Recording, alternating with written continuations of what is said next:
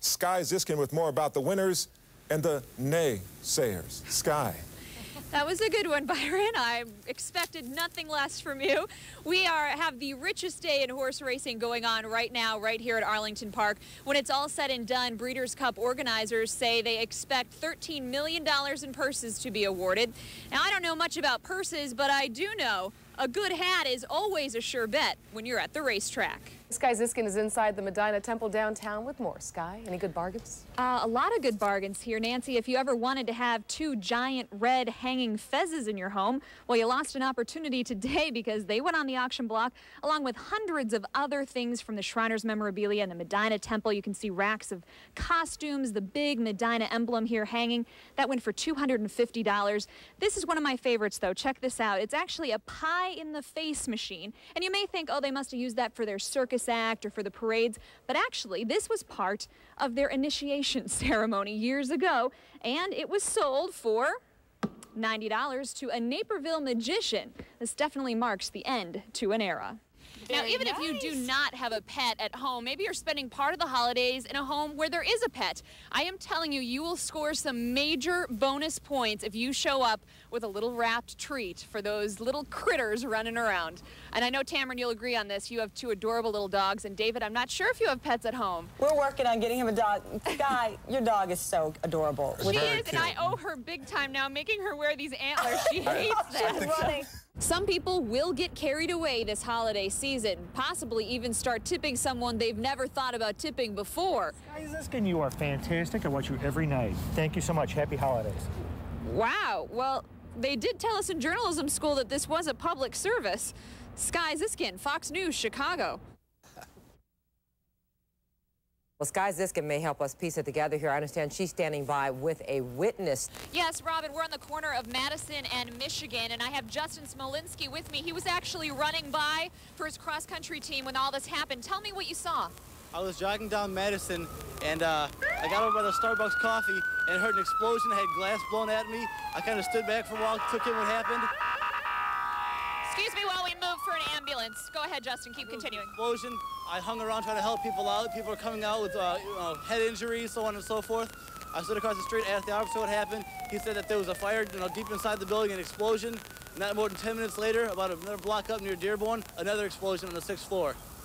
And this is Jewelers Row where we're at, but you say you didn't think it was coming from a jewelry store. No, it was deep inside the building. The jewelry store is on the 1st floor. The fire right now is on the 6th floor, from what I was told. And the explosion was deep inside the building, but not in the jewelry store. Okay, Sky, let me interrupt. You're seeing a live picture of the Brown Line CTA train on the L tracks. 2 of those cars are off the track. You can see now an Air Fox picture. This is overlooking the tracks. And again, what we're being told is that the Brown Line CTA train collided with the Purple Line train. There are some injuries. Northwestern Memorial Hospital is on standby to receive victims. Rescue crews are on scene. They've got ladders going up to the L tracks, and there is a triage camp set up nearby. It's actually near Stewart Park at the old firehouse on Orleans and Hill Street. Now, those are the details we have so far. We're obviously going to stay on scene, and we'll get back to you with any more details when we get them, Darlene. Walter, take everything you know about baseball or softball and throw most of it out. Beep ball involves a lot of hearing but no seeing. The players are blind.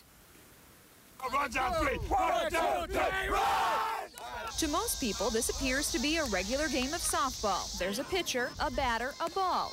But in this game, the ball beeps, the bases buzz, and the players are blind. Ready, we go! Ready, pitch! Strike 1. Some experience I've never had before. It's amazing. The rules are simple. The pitcher and batter are on the same team. The goal is to hit the ball and tackle the buzzing base before an outfielder finds the ball and raises it in the air. That's it, Dave. There's only 2 bases, first and third, and there's a base operator, and the base operator will randomly choose first or third. The batter never knows which base is going to be activated. The Chicago Comets are in the running to be world champions this weekend. 14 teams from around the country and 2 from Taiwan are battling too. For people like David Smolka, who's been blind 13 years, beep ball was an instant hit. I can't play baseball anymore. I want to play ball, so I found out beep ball's around, so I got to play now I can play something I love. Women play too. Like I lost my sight when I was 6, and then someone introduced it to me when I was 9, and I loved it, and I fell in love with it. To truly appreciate the players in this game, you have to step in their shoes, close your eyes, and open your mind. Ready to pitch.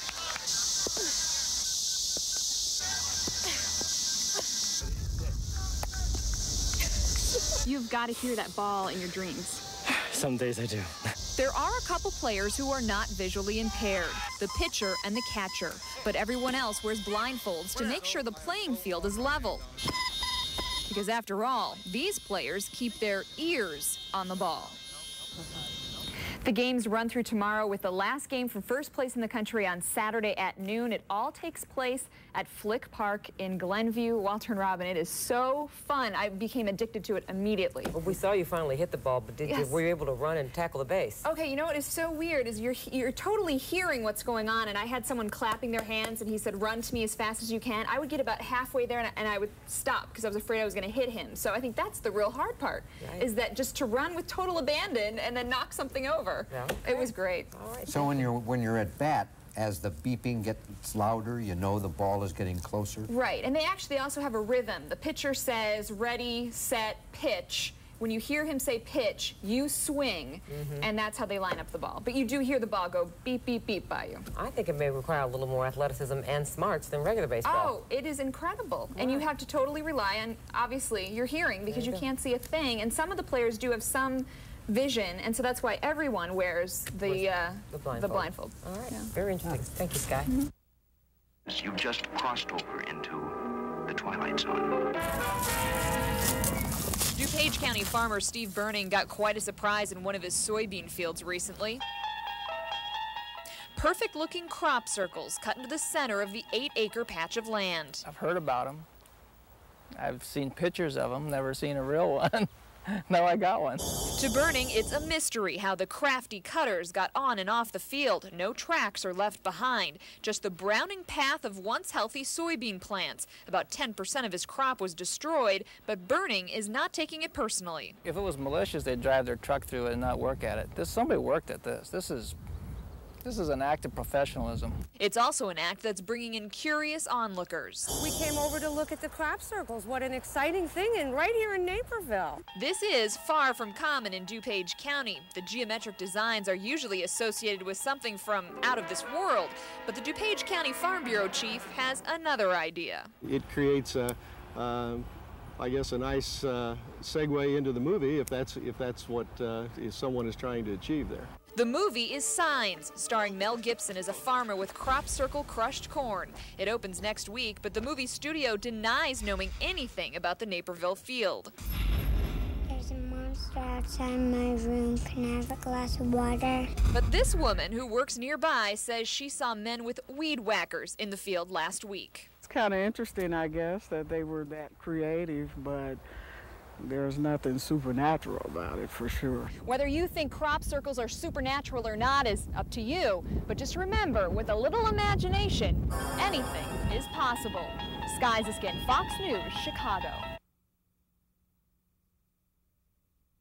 The O'Hare Airport expansion battle may soon be coming to a close. Illinois Senator Dick Durbin says a vote on the expansion plan could happen as soon as next week. He says he wants to get the plan on the Senate floor as soon as possible, but Durbin says it's still not a done deal. But unfortunately, my colleague Senator Fitzgerald opposes it.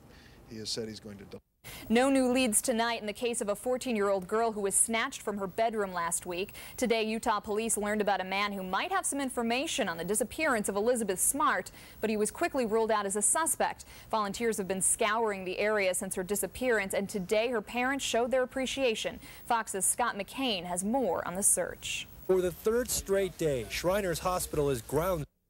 Now to the crisis in the Middle East. President Bush says he'd like to start the process of building a Palestinian state, but he stopped short of setting a deadline. The president met today with Egyptian President Hosni Mubarak at Camp David to discuss the escalation of violence between the Israelis and Palestinians.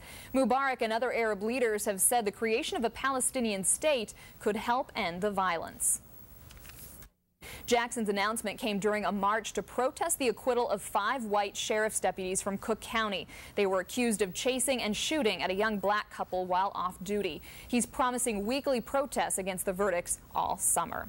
And will this summer-like weather last until next week? Coming up, we'll have your work week forecast.